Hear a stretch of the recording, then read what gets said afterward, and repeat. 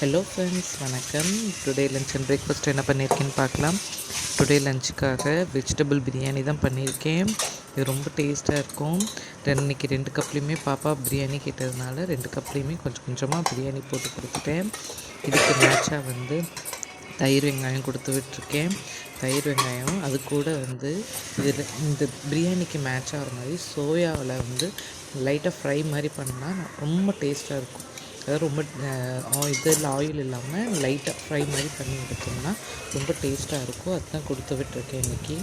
அடுத்து ஸ்நாக்ஸ்க்காக இன்றைக்கி cauliflower fry தான் பண்ணியிருக்கேன். அதனால் காலிஃப்ளவர் ஃப்ரை கொடுத்து விட்டுருக்கேன். இதுக்கும் பிரியாணிக்கும் ரொம்ப டேஸ்ட்டாக இருக்கும்.